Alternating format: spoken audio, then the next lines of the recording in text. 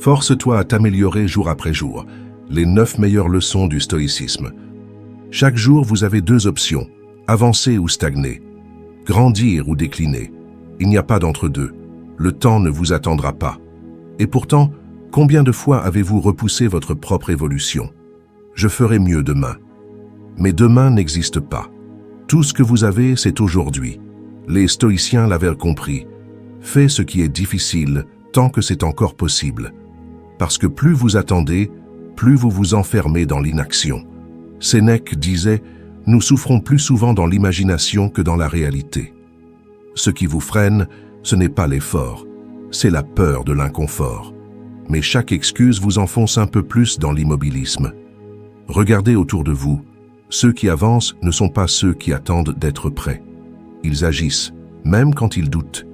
Ils savent que la discipline forge la force. Vous attendez la motivation? Elle ne viendra jamais avant l'action. Vous attendez d'être inspiré? L'inspiration naît du mouvement, pas de l'attente. Tout ce que vous attendez est déjà en vous, mais vous devez l'activer. Et vous? Combien de temps encore allez-vous retarder votre transformation? Dans cette narration, nous allons explorer 9 leçons du stoïcisme pour vous obliger à grandir, à dépasser vos limites et à forger la meilleure version de vous-même. Vous êtes prêts? Alors prouvez-le. Cliquez sur le pouce levé juste en dessous, parce qu'ici ce n'est pas juste un like, c'est un engagement. Un premier pas vers un changement réel. Et si vous voulez aller encore plus loin, abonnez-vous. Parce qu'aujourd'hui, vous prenez la décision de ne plus rester le même. Le changement commence maintenant, et il ne dépend que de vous. Passons maintenant au premier principe. Faites aujourd'hui ce que vous repoussez à demain. Vous le savez, combien de fois avez-vous repoussé ce que vous saviez devoir faire? Combien de fois avez-vous laissé la procrastination voler un jour de plus de votre vie? Chaque matin, vous vous réveillez avec des ambitions, mais à la fin de la journée, qu'avez-vous réellement accompli? Vous vous dites que vous aurez plus d'énergie demain, mais demain devient un mirage qui recule sans cesse. Les stoïciens avaient une règle simple, ne remettez pas à demain ce qui peut être accompli aujourd'hui. Chaque jour perdu est un jour que vous ne récupérerez jamais.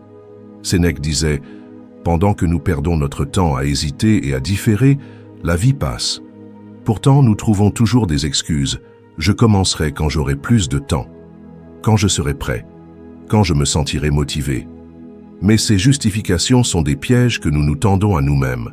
Regardez autour de vous. Les plus grands accomplissements ne sont pas nés de l'attente, mais de l'action.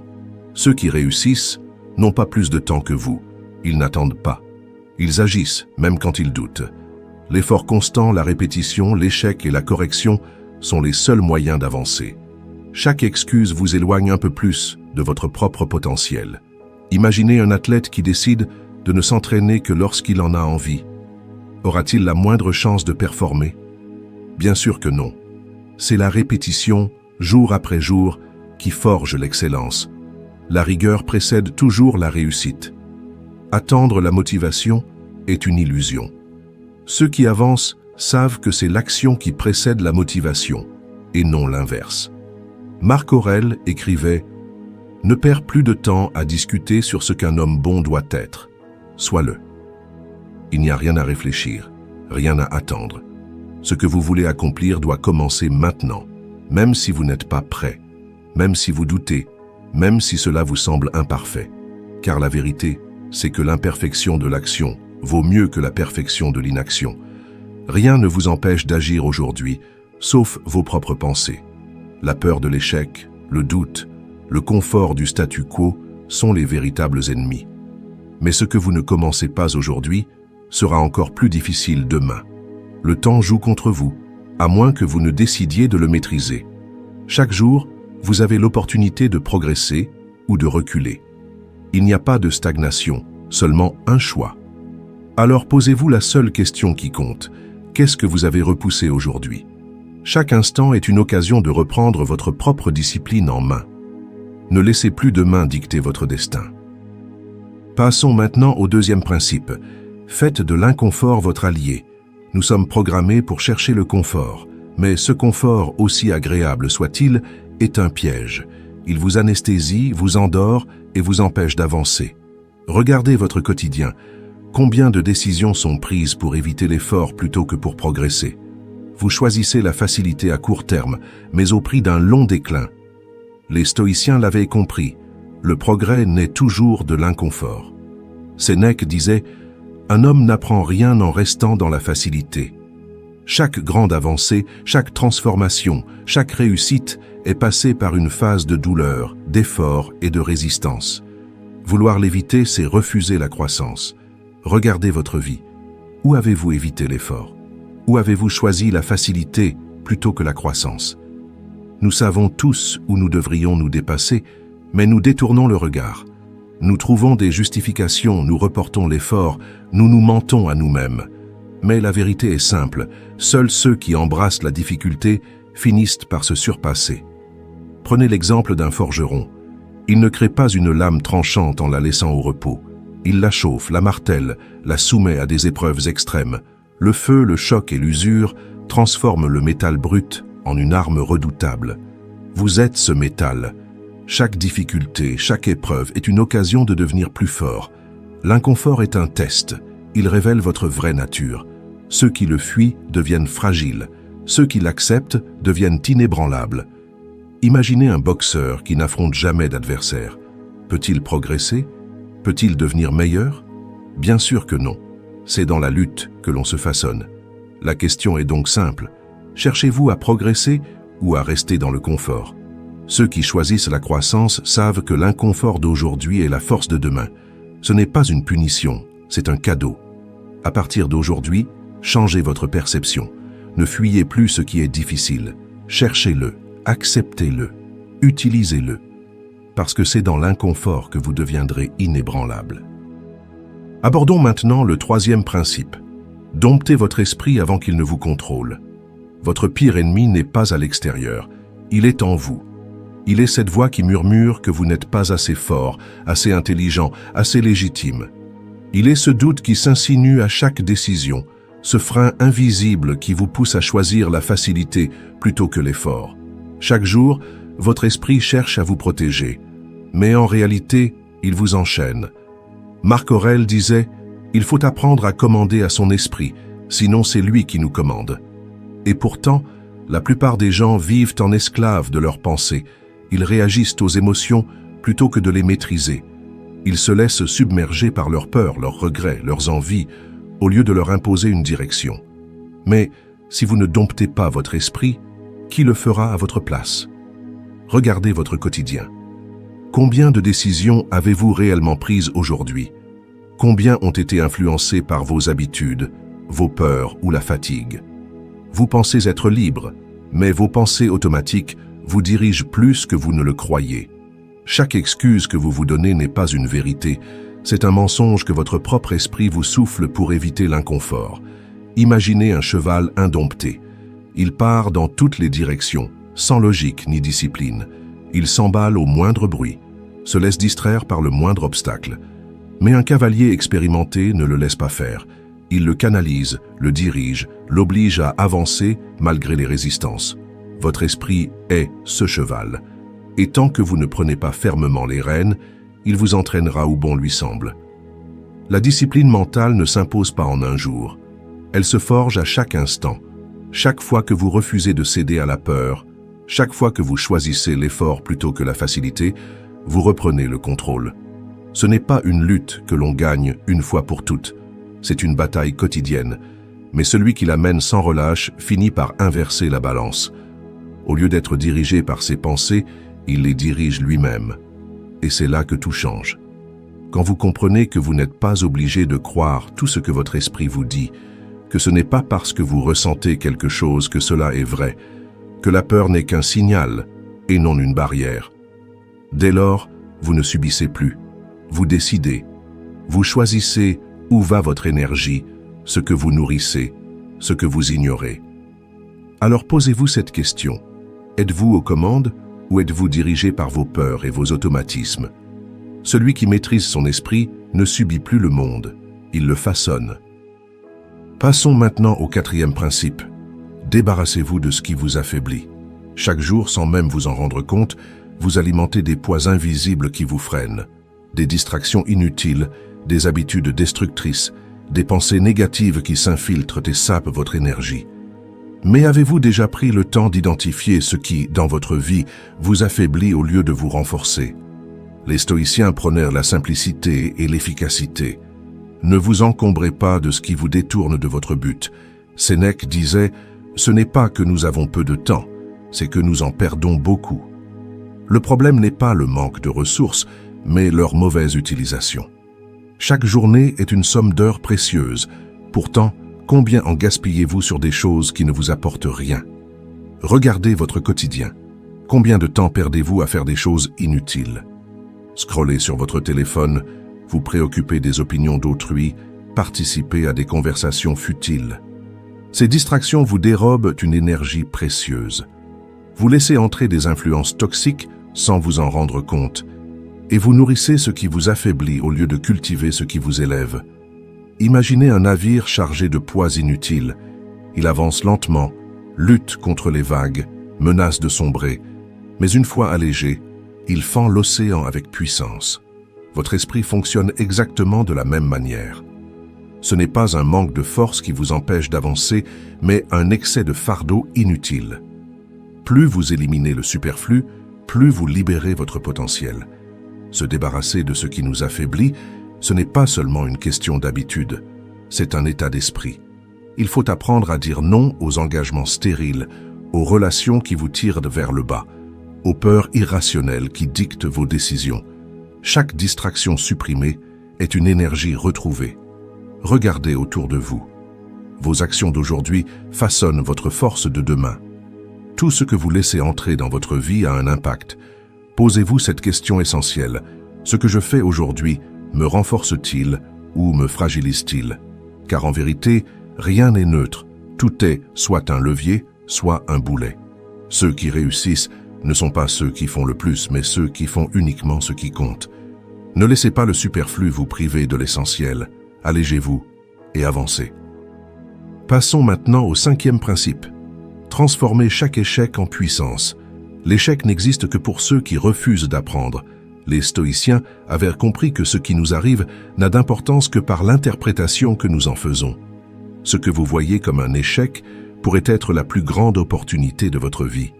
Épictète disait « Ce ne sont pas les événements qui nous troublent, mais la manière dont nous les percevons. » Le problème, ce n'est jamais l'échec lui-même, mais votre réaction face à lui.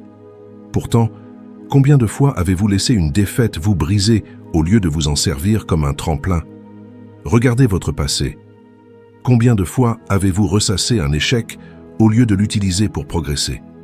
Combien de fois avez-vous cru qu'un revers signifiait que vous n'étiez pas à la hauteur?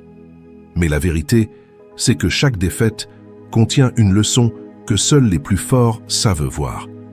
Imaginez un sculpteur devant un bloc de pierre. Chaque coup de burin peut sembler une destruction, mais en réalité, chaque impact rapproche l'œuvre de sa forme finale. Votre vie fonctionne de la même manière. Chaque difficulté, chaque erreur sculpte la personne que vous êtes en train de devenir. Les plus grands leaders, les plus grands penseurs, les plus grands stratèges ont tous connu des échecs colossaux. Mais ils ont su les analyser, les transformer, en faire des forces. Leur secret? Ils ne se sont jamais laissés définir par leurs défaites. La question n'est pas de savoir si vous allez échouer. La seule question est de savoir si vous allez utiliser cet échec pour avancer. Ceux qui restent à terre après une chute se condamnent eux-mêmes. Ceux qui transforment chaque épreuve en enseignement deviennent inébranlables. Vous avez deux choix face à un échec. Le laisser vous détruire ou vous en servir comme levier. L'échec n'a qu'un seul ennemi, celui qui refuse de l'accepter. Abordons maintenant le 6e principe. Maîtrisez vos émotions avant qu'elles ne vous maîtrisent. Si vous ne contrôlez pas vos émotions, elles vous contrôleront. Vous pouvez être le plus talentueux, le plus intelligent, le plus discipliné. Mais si vous êtes esclave de vos réactions, vous êtes vulnérable. Les émotions sont des forces puissantes. Mal canalisées, elles peuvent vous égarer. Mais bien maîtrisées, elles deviennent un levier de transformation. Les stoïciens ne rejetaient pas les émotions. Ils les comprenaient et les utilisaient à leur avantage. Marc Aurèle disait « Vous avez du pouvoir sur votre esprit, pas sur les événements extérieurs. Comprenez cela et vous trouverez la force. » La colère, la peur, la tristesse ne sont pas des ennemis en soi. Ce qui vous fragilise, c'est votre incapacité à en prendre le contrôle. Imaginez un navire pris dans une tempête. Les vagues hurlent, le vent menace de briser les voiles, tout semble incontrôlable. Mais au centre du navire, dans la cabine du capitaine, il n'y a pas de panique. Le capitaine ne réagit pas à l'instant. Il analyse, il ajuste la direction, il garde le cap. Ce que vous devez devenir, c'est ce capitaine. Apprenez à observer votre tempête intérieure sans vous laisser emporter par elle. Ceux qui échouent laissent leurs émotions prendre le dessus. Ils explosent sous la colère, abandonnent sous la peur, se paralysent sous le doute. Ils sont ballottés au gré des circonstances, réagissant au lieu d'agir. Mais ceux qui réussissent savent que la première victoire, c'est celle sur soi-même. Cela ne signifie pas qu'il faut devenir insensible. Les stoïciens ne cherchaient pas à étouffer leurs émotions, mais à les dompter.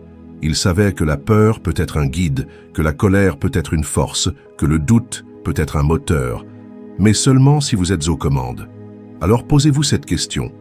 Êtes-vous maître de votre esprit ou esclave de vos réactions? Le chaos extérieur n'a plus d'importance, si l'ordre règne en vous. Passons maintenant au 7e principe. Faites de la constance votre force secrète. Le talent impressionne, mais c'est la constance qui forge la grandeur. Beaucoup commencent avec une énergie débordante, déterminés à changer leur vie, mais peu continuent lorsque la fatigue, le doute ou l'ennui s'installent. Ceux qui réussissent ne sont pas les plus doués, mais ceux qui persistent. Les stoïciens savaient que ce qui a de la valeur prend du temps à se construire. Sénèque disait « Ce n'est pas parce que c'est difficile que nous n'osons pas, c'est parce que nous n'osons pas que c'est difficile. » La constance est le seul moyen de surmonter l'incertitude, l'échec et la stagnation. Regardez votre propre parcours. Combien de fois avez-vous abandonné parce que les résultats tardaient? Un projet avorté, un objectif laissé en suspens? Mais demandez-vous, et si vous aviez continué encore un peu? Ce que vous voyez comme une impasse aurait pu être une percée. Imaginez un fleuve sculptant une roche. L'eau semble inoffensive, mais à force d'érosion, elle creuse des canyons. Chaque effort, chaque répétition semble insignifiant sur l'instant, mais c'est la somme de ces actions invisibles qui produit un impact monumental. Les plus grandes réussites ne reposent pas sur des éclairs de génie, mais sur une répétition méthodique et inlassable. Un pianiste ne devient pas virtuose en jouant une seule fois, mais en répétant inlassablement les mêmes gammes. Un athlète ne développe pas son endurance en courant une fois, mais en s'entraînant jour après jour, même quand personne ne regarde. La discipline et la régularité sont les vrais leviers de transformation. Celui qui avance même lentement dépassera toujours celui qui s'arrête et recommence sans cesse. Les feux d'artifice éblouissent un instant, mais s'éteignent vite. Seuls ceux qui tiennent sur la durée finissent par illuminer le monde. Ceux qui dominent ne sont pas ceux qui explosent, mais ceux qui tiennent jusqu'au bout. L'excellence n'est pas un acte, c'est une habitude. Passons maintenant au 8e principe. Le respect ne se demande pas, il se prend. Le respect ne s'obtient ni en suppliant, ni en exigeant, ni en quémandant l'attention des autres. Il se prend, il s'impose par la prestance, par la droiture et par l'exemple. Celui qui cherche l'approbation la perd. Celui qui se respecte, lui, la reçoit sans avoir besoin de la demander. Épictète disait « Ce n'est pas aux autres de reconnaître votre valeur, c'est à vous de ne jamais la trahir. » Ce qui force le respect, ce n'est pas l'arrogance ni les paroles grandiloquentes, mais la capacité à tenir bon, à rester fidèle à ses principes, même quand personne ne regarde. Regardez autour de vous.